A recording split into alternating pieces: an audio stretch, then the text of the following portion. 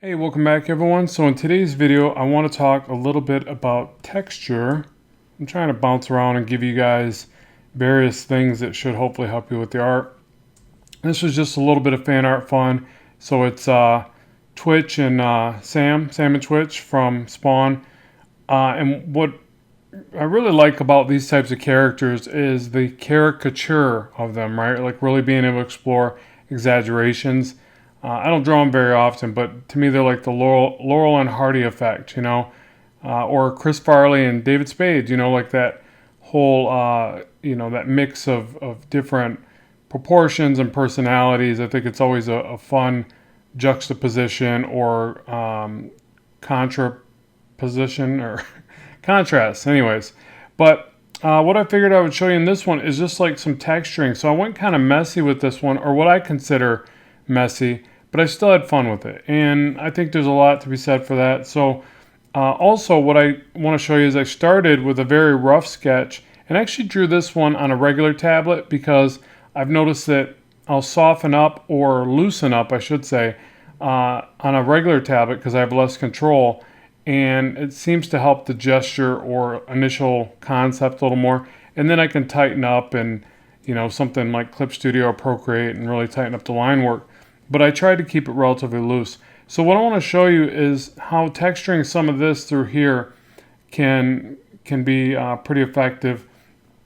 So what I'll do is I'll just take this and let's see, I'll just block out some of the area, the layer, and then I'll draw over it again.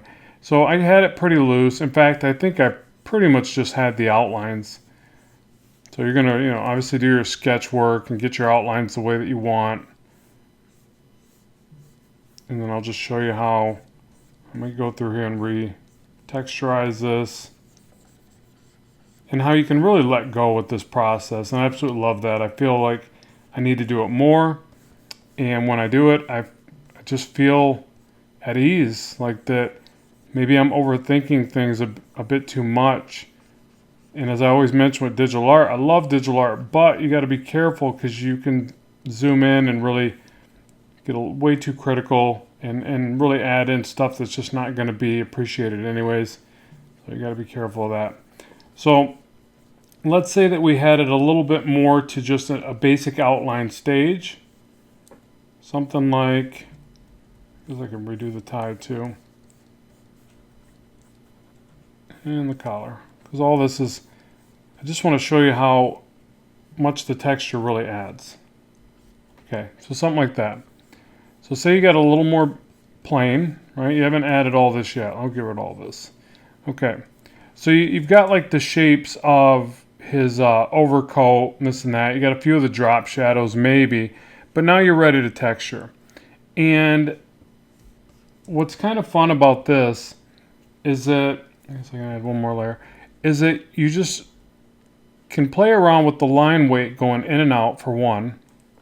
And I like to keep my finger hovered over the X on the keyboard because I like to bounce back and forth from white to black, okay? And so that's a quick way for me to, have white out in there. And so at first I think it's good to sort of bounce this line around. So some thick, some thin. I know there's rhyme and reason to a lot of the way that people use the line weight. Things that are closer, it's heavier, stuff like that.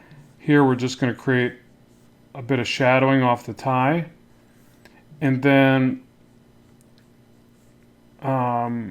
start to figure out where the texture is going to go. So one of the things I immediately wanted to do is I wanted to see some thickness to this collar, right? So I could start with a line like this. Look, keep this in mind. So if I took this line down away, there's a lot to think about here. If I went really thin, the material doesn't look as thick, obviously. Right? I don't want that. I want something that feels like, it's a big overcoat, right? So I can immediately bring that out more like that. I can also bring that out from thin here to a bit thicker, and that sort of implies that it's coming out towards us a little bit. So all I'm trying to say is that even with a little simplistic line like this, there's a few things to consider, right? That'll make it read better. Also, if I break this line up, it's going to look a little more interesting, I think. I don't feel like let me show you side to side comparison. So this versus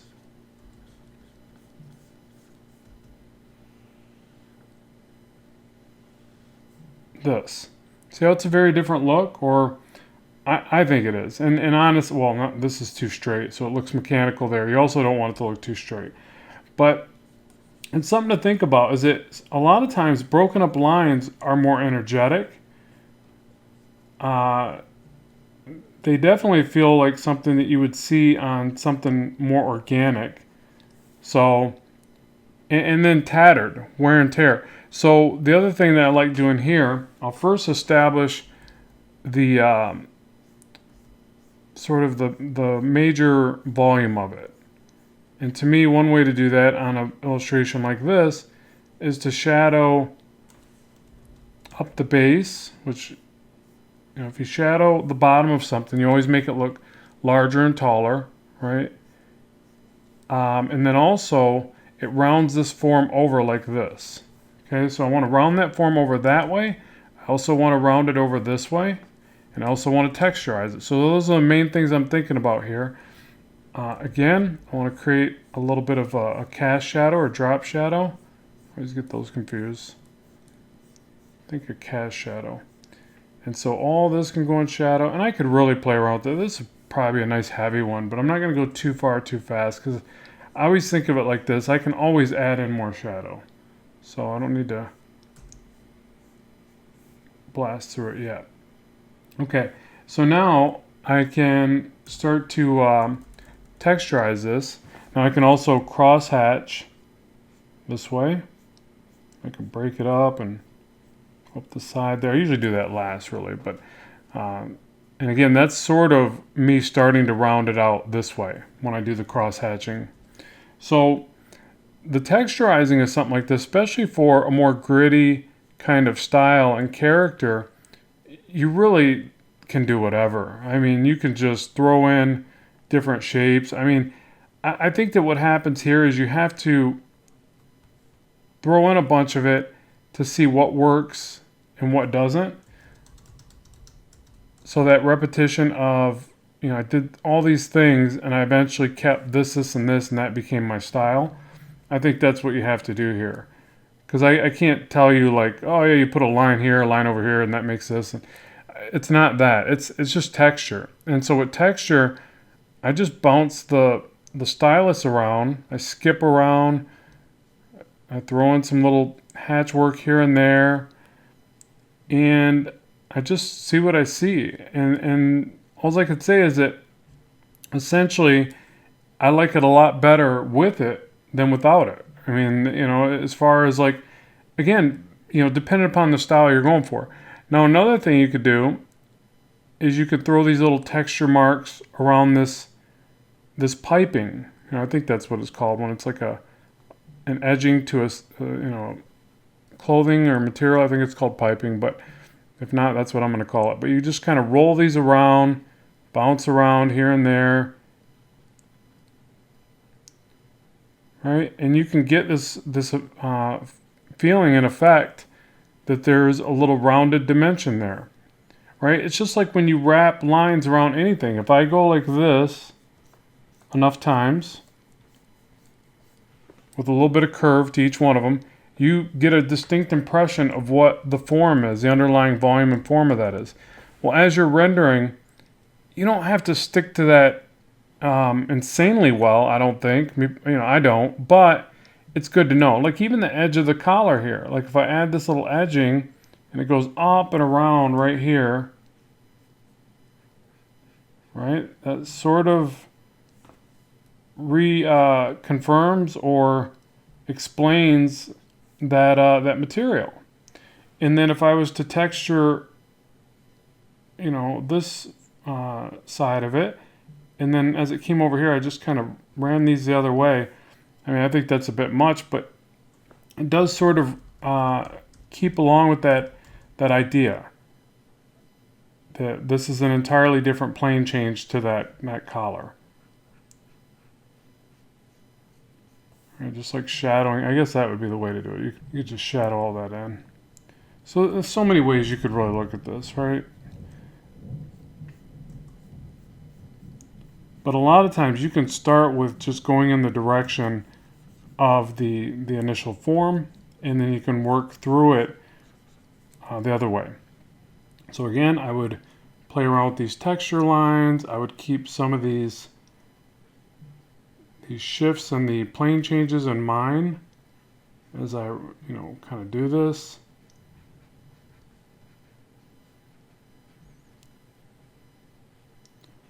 If I'm trying to be more organic, then I really want to fight the urge of being too repetitive or overly, kind of doing things, I guess, too repetitive, or something that looks overly mechanical. So I have to, like, be careful of that. Like, again, breaking up lines.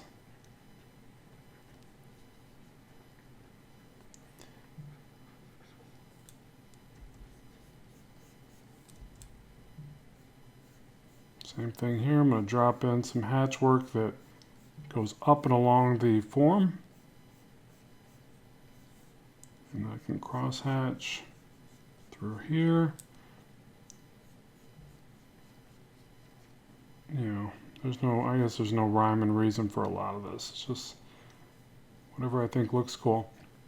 But as far as that whole idea of, I love the one fail faster. I say that one a lot, I guess, but I really think it applies. Like, none of it's failure for one, really. I mean, I think that's another part of it is like, it's almost more of a, a joke or something, but like nothing's failure. But you can get through the bad ideas faster if you let yourself just let go and just do the thing. So to me, a way to do that is say to yourself, yeah, I'm going to fail faster, but really it's a pursuit to get to what you like. And you can only do that if you throw in lots of ideas over and over and over. And then it'll start to make sense over time. So with these wrinkles here, I'm just going to pick, I think the armpit would be over here, but it's probably way over here somewhere. But I feel like in this type of drawing, I can get away with, you know what, actually, if they go straight down the body, they're not the armpit. The armpit would be over here at an angle. But anyways, you can use this sort of approach where you just zigzag and you create a couple lines together in succession, and it creates a sense of volume. And you can go further with that. Again, you can cross hatch and do all the cool details you want to do there, but it really is just a zigzag effect. And you'll see I'm going to do it in the shirt area here as well.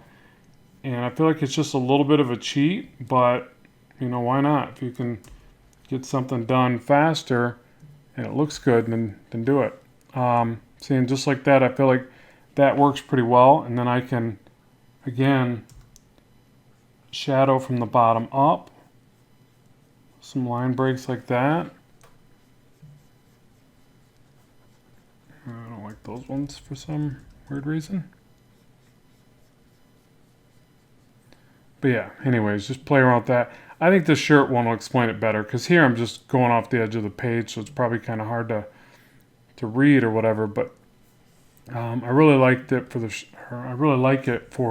shirt area. So what I do here is that same thing. It's a zigzag effect.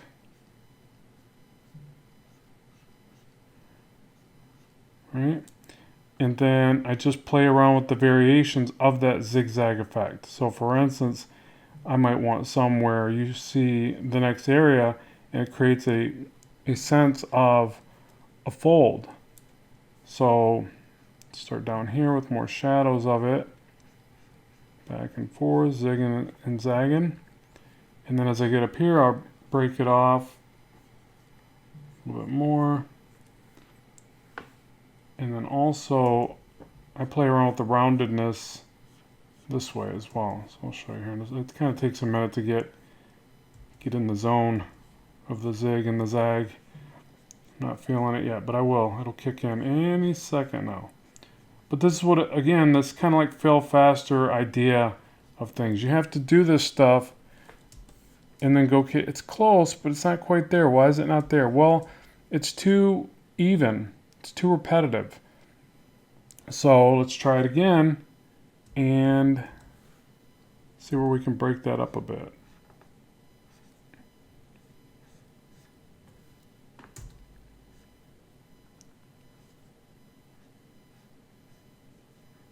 So, all right, like this, like what are the variables here?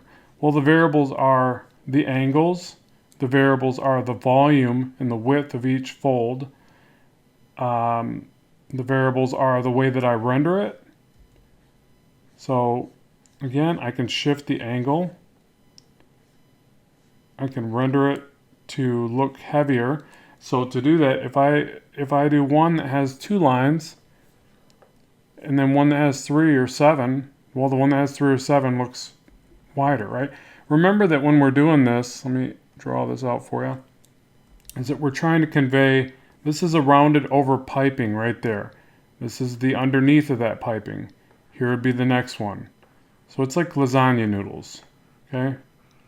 If you're like me and you like lasagna, then you'll know exactly what I mean there. But so again, just sort of playing around with that. So we have the angle, the zig, the zag. We have the thickness of each piping. We have the way they interlock. So remember, a lot of folds do this Z pattern. You can see I'm kind of getting it going right there. We have variation, so we don't want all of them to be thick piping or folds because it'll look too repetitive. So you can play around with that.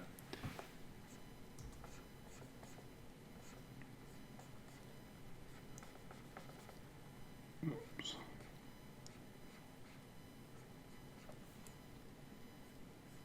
Okay, and maybe some thin ones up here.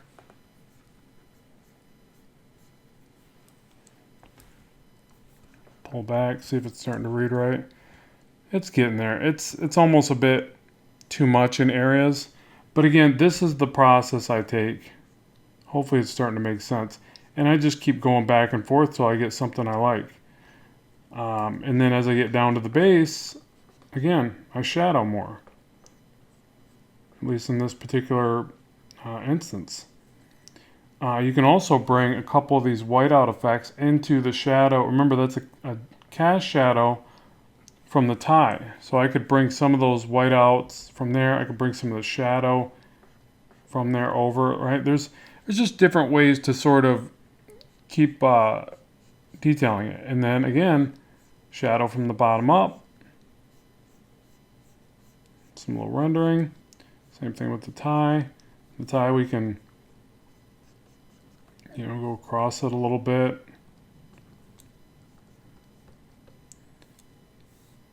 Put a little schmaltz on there. Maybe he's having his donuts and coffee, and he got a little bit on his tie, a little schmaltz. I don't know why people call it schmaltz, but.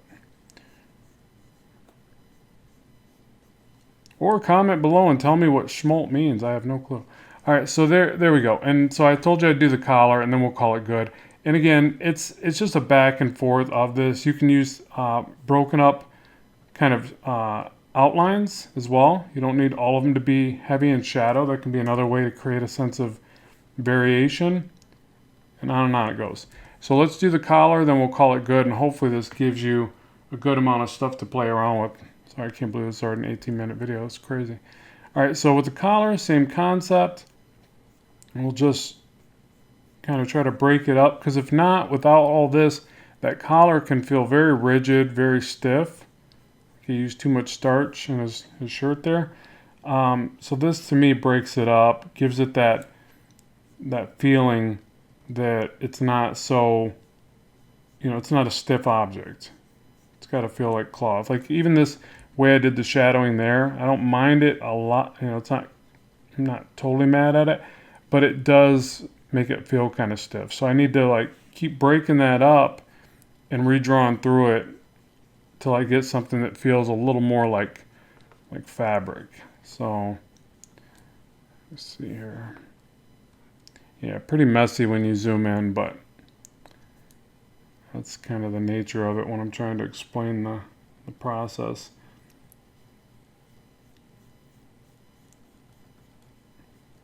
But yeah, had lots of little texture, little bumps, little stipples, and usually it will add a lot of flavor to the character. So if I get rid of this now and I say, okay, you know, that's what I ended up going with, and I think I probably spent a little bit more time cleaning certain things up. But you see, just like that, we're able to go from that right there to that right there and breathe some life into it. So at any rate, that's really it. Hopefully you enjoyed today's video. Just to give you an update on what I'm working on, I'm also working on some lessons where I try to show you how to draw the characters in relationship to other objects. So let me know if you'd be interested in seeing videos on that, and whatever else, comment in the section below. I always appreciate the feedback and the support. So as always, keep drawing, keep having fun, and bye for now.